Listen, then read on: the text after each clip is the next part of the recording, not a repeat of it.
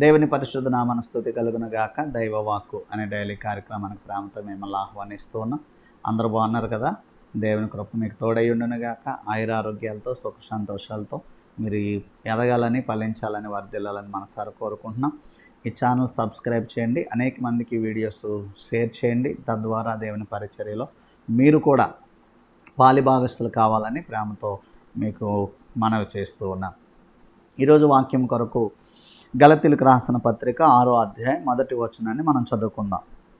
సహోదరులారా, ఒకడు ఏ తప్పిదములోనైనను చిక్కుకొనిన ఎడల ఆత్మ సంబంధులైన మీలో ప్రతివాడు తానును శోధింపబడుదునేమో అని తన విషయమై చూచుకొనుచు సాత్వికమైన మనస్సుతో అట్టివానిని మంచి దారికి తీసుకొని రావాలని. ఈ వాక్యాన్ని ఎప్పుడైనా గమనించారా? చాలాసార్లు చదువు ఉంటాం కానీ మనం సరిగా దీన్ని పట్టించుకొని ఉండకపోవచ్చు. ఇక్కడ పౌలు గారు గలతీ సంఘానికి రాస్తా అంటున్నాడు, మీలో ఎవడైనా ఏ తప్పిదములోనైనా చిక్కుకోండి. అంటే ఎవరైనా తప్పు చేస్తే అప్పుడు ఏం చేయాలంట?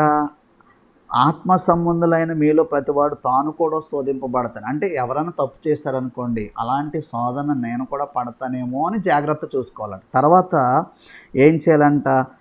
మనము సాత్వికమైన మనసుతో అతను మళ్ళా తిరిగి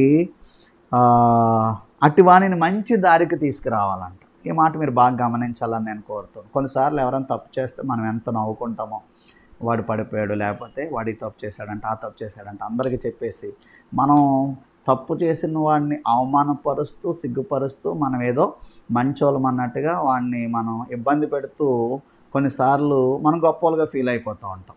వాడిని చెడ్డోడిని చేసేస్తూ ఉంటాం, వాడిని తక్కువ చిన్న చూపు చూస్తుంటాం, అవమానపరుస్తూ ఉంటాం. కానీ ఇక్కడ అంటున్నాడు, మీరు కూడా ఆత్మ సంబంధులైన మీరు కూడా అలాంటి శోధనలో చిక్కుకుంటారేమో, సరిచూసుకోండి అంటాడు. అంటే అలాంటి ఛాన్స్ ఉంది. వాడెవడో పడిపోయాడని నువ్వు సంబరపడతాం కదా, నువ్వు పడిపోతావేమో, ముందు సరి చేసుకోవాలంట.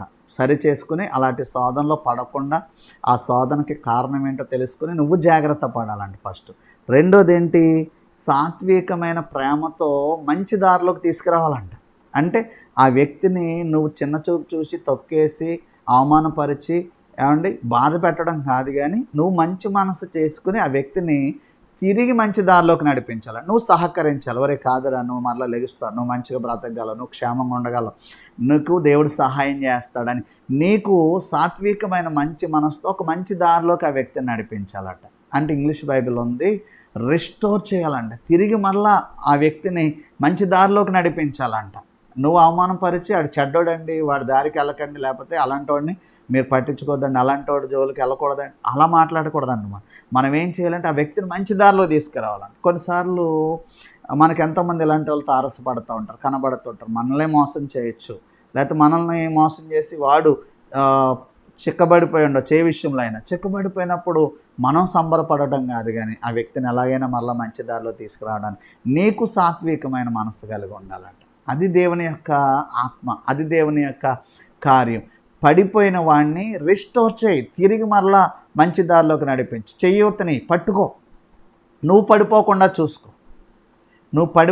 చూసుకో, పడిపోయిన వాడికి మంచి దారి చూపించు మరలా. అంతేగాని ఎప్పుడు కూడా ఎవరిని అవమానపరచు. ఎందుకంటే మనం కూడా అలాంటి శోధనలో పడే అవకాశం ఉంది, మనం కూడా తప్పిపోయే అవకాశం.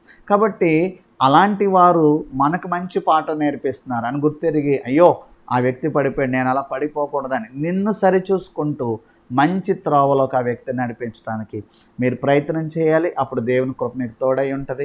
ఎదుటి వ్యక్తిని నువ్వు మంచి దారిలోకి నడిపించాలి, నువ్వు కూడా మంచి దారిలో నడవాలి. అప్పుడు దేవుని యొక్క ఆశీర్వాదం నిశ్చయముగా మీకుంటుంది. అలాంటి సాత్వికమైన మనస్సు దేవుడు మనందరికీ దయచేయనుగాక.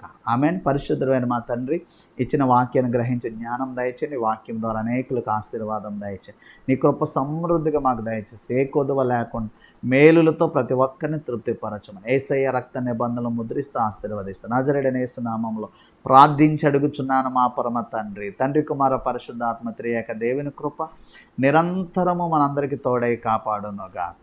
ఆమేన్. God bless you.